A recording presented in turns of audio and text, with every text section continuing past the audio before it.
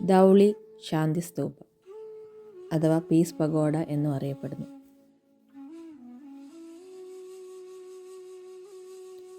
മഗധയിലെ രാജാവായിരുന്നു അശോക. ഭാരതത്തിലെ മിക്ക രാജ്യങ്ങളും അദ്ദേഹം കീഴടക്കിയിരുന്നു, കലിംഗ ഒഴികെ. ഇന്നത്തെ കാലത്തെ ഒഡീഷയാണ് കലിംഗ. നിർദ്ധയനായിരുന്നു അശോക രാജാവ്. ചണ്ഡക അശോക എന്നറിയപ്പെട്ടിരുന്നു. പക്ഷേ ഈ ചണ്ഡക അശോക പേരിൽ പരിവർത്തനമുണ്ടായി. ഈ പരിവർത്തനം അശോക രാജാവിന് മാത്രമല്ലായിരുന്നു, ഭാരതത്തിന് മുഴുവനുമായിരുന്നു.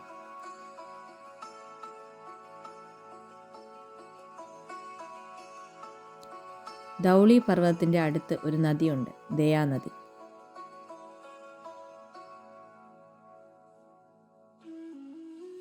കലിംഗയും മഗധയും യുദ്ധം നടന്നു. ഈ യുദ്ധത്തിൽ 1,00,000 ആളുകൾ മരിച്ചു, 1,50,000 ആളുകൾക്ക് പരിക്കേറ്റു. കുട്ടികൾ മുതൽ വൃദ്ധർ വരെ ഉണ്ടായിരുന്നു.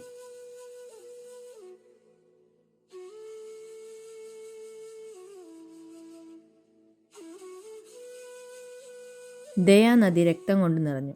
4 പാടും ശവശരീരങ്ങളും. അവസാനം മഗധയ്ക്ക് തന്നെ ജയമുണ്ടായി. യുദ്ധം അവസാനിച്ചപ്പോൾ ധൗളി പർവ്വതത്തിൻ്റെ പരിസരങ്ങളിലേക്ക് രാജാവ് പോയി. അപ്പോൾ അവിടെ കണ്ട കാഴ്ചകൾ ദുഃഖം മാത്രം പകരുന്നതായിരുന്നു. എവിടെ നോക്കിയാലും ശവശരീരങ്ങളും കരച്ചിലും അശാന്തിയും മാത്രമായിരുന്നു.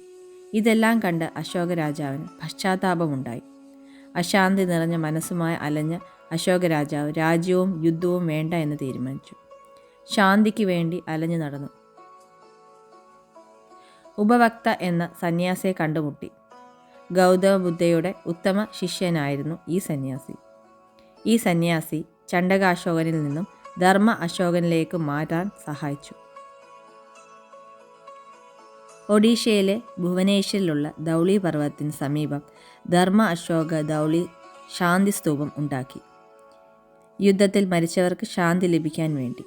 ധൗളി പർവ്വതത്തിൽ മാത്രമല്ല, ഭാരതത്തിൻ്റെ പല ഭാഗങ്ങളിലും ഇതുപോലെയുള്ള ശാന്തി സ്തൂപങ്ങൾ സ്ഥാപിച്ചു.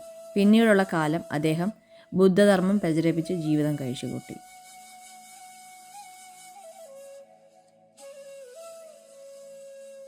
ഇപ്പോൾ ഈ ശാന്തി സ്തൂപത്തിന് സമീപത്തായി ഒരു ശിവക്ഷേത്രം കൂടി പണി കഴിപ്പിച്ചിട്ടുണ്ട്.